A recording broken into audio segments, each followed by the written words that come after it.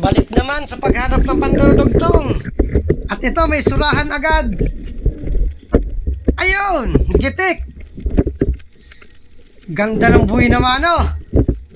At ganda rin ang unang pana, gitik agad. May napansin akong nagsuot ditong solid. Kaya lang nawala. Tingnan ko dito. Wala din. Saan na kaya pumunta? Wala rin dito. Tinaguan ako. Dito kaya? Andito sa pinakailalim. Ayun, sa pool.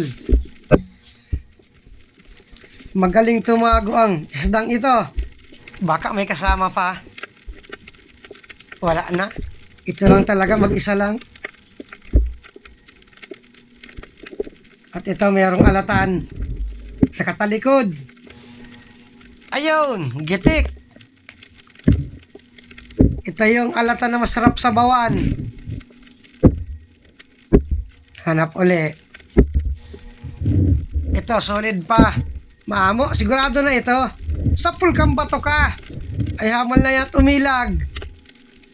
Tumago na. Buti lumabas. Yun lang, the place. Pinahihirapan ako nito. Kasauli. Sa pulka bang bato ka. Ay hamal talaga ayaw magpatama. Ayun, ang tunay na sa pool. Hindi tinatamaan at magalaw. Buti na lang at nakakuhang dahilan. At kung hindi, nakakahiya sana. Labas, mga solid. Ito, merong lapu-lapo. Ayan, tinamaan. Kaya lang, hindi madala dito sa labas. Nakaharang dun sa bato. Yun lang, nakapunit. Ayun, gitik. Ito yung isang uri ng lapu-lapo. Mahal lang ito kapag buhay.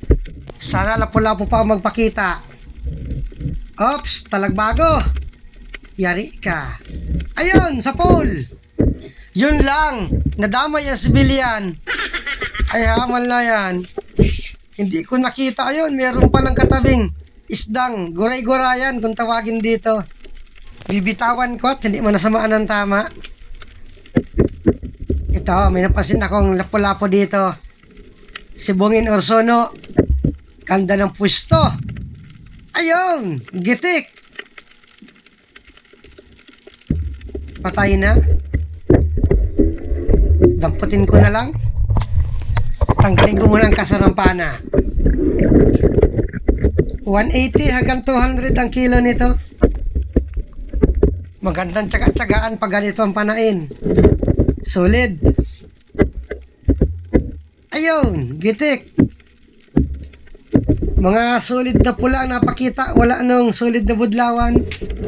Itong malaking bato, ikutin ko. At may napansin akong surahan na sa pinakailalim. Dito ko tingnan, baka kita. Andun, ganda ng tago. Buti na lang at napansin ko na sa pinakailalim. Ikasa ko muna itong pana. Tingnan ko muna dito, baka pwedeng panain dito. Pero hirap makita talaga. Dito lang talaga pwede.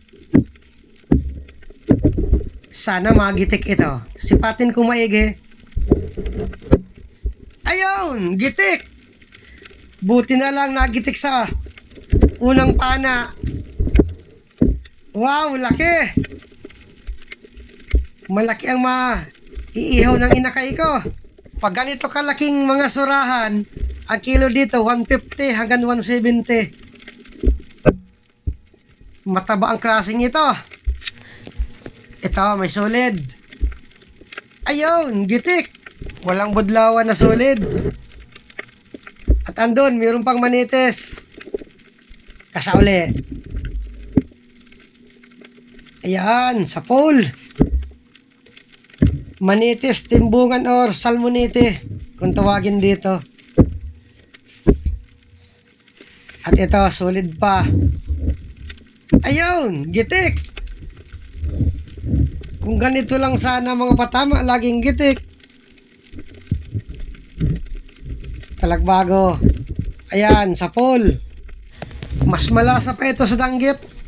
Kaya lang, pareho lang sila masakit makatinik. Hanap uli. Oops! Alatan! Ayun! Gitik! Ganito ang mga magandang patama, hindi nakakapalag. Talagbago dalawa, pagtabihin ko. Yun lang, nagulat.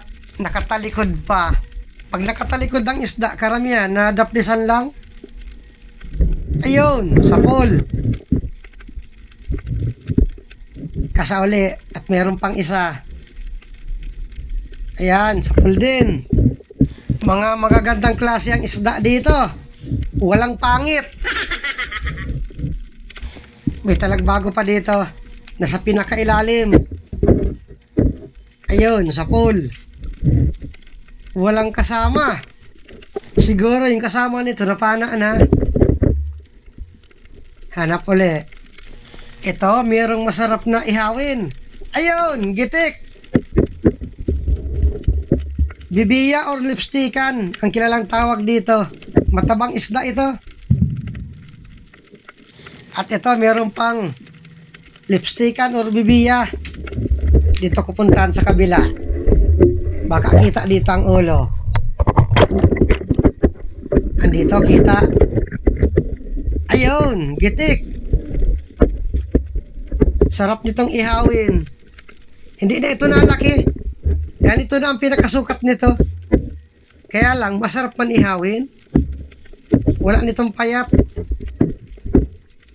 Merong isdang paro-paro. At meron pang talagbago. Ayan, sapul.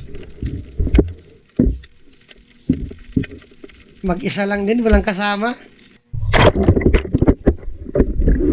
Upapat balatan na walang napakita. May solid dito, nakasilong sa corals.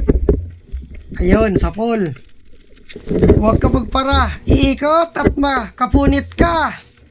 Sabi na nga, nakapunit na. Mabuti at tubagalan lang, oy. Ayan, sapul pa. Ito ang solid na malambot. At ito may solid at surahan. Ito muna solid. Ayun, gitik. Kasauli. Ayan, sapol. Dagdag ihawin ang inakay ko. Masarap itong sabawan kapag sariwa. Ops, manitis. Ayun, gitik. Ang isdang may balbas, manitis. Sana meron pa. Talagbago. Ayun, gitik din. Karamihan na pa na ako gitik. Merong mga suga. 3, 4. At ito, ahas dagat. Kaya lang maliit. Papanain ko na sana maliit. Ito na lang ang binalingan ko, suga. Ayun, gitik. Pinipili ko lang yung medyo malaking suga. Nagtago yung dalawa. Ito. Maliit pa ito. Andun yung isa, lumabas na. Ayun, gitik din. Maliit pa yung dalawa. Masarap na luto sa suga, paksiw. Ito may danggit, bali 4. Ito muna, 3 magkakatabi. Yun lang, isa lang ang tinamaan. Nakatanggal pa. Ayan, sapul. Andun na yung dalawa, umalis na. Kasauli. Buti at dandahan lang ng langoy. Ayun, gitik. Andun pa yung isa. Buti at hindi nalayo. Ayan, sapul pa. Nasaan na yung isang yun? Nawala. Bungaw na. Sana kaya pumunta? Sayang. Hindi na nagpakita. Nakalangoy pa. Nasama na ng tama. Andito lang pala sa parting unahan. Mahina na. Ayun, gitik. Danggit bahura. Sana sunod-sunod ng danggit bahura. Talagbago. 2. Ito muna. Ayan, sapol. Isa uli.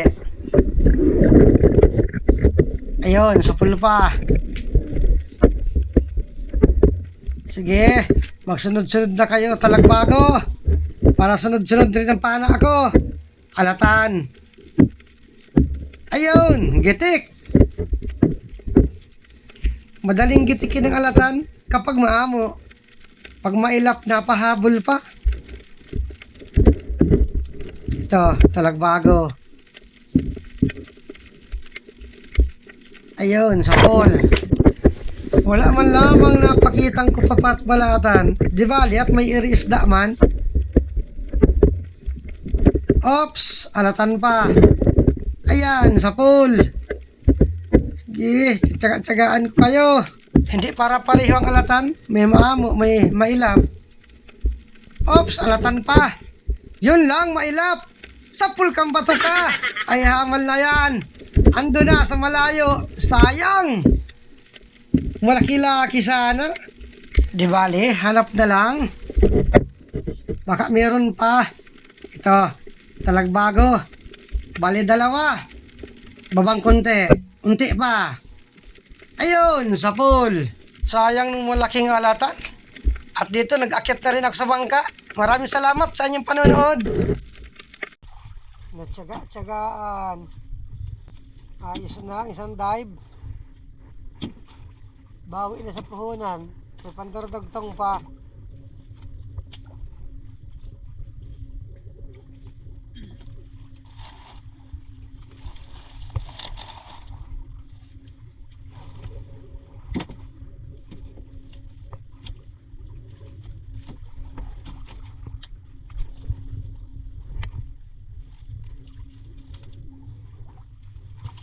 Taba yung sarahan yan.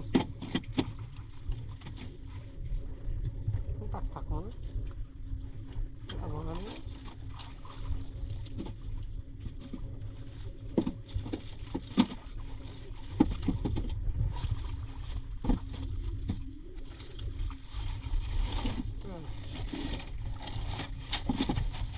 Yan, dalawang malaking sarahan.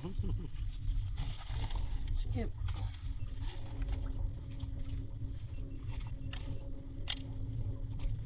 Taba. Taba yan. Baka isang dive pa. Madagdagan lamang kahit kaunti. And guys, hanggang dito muna itong una namin dive.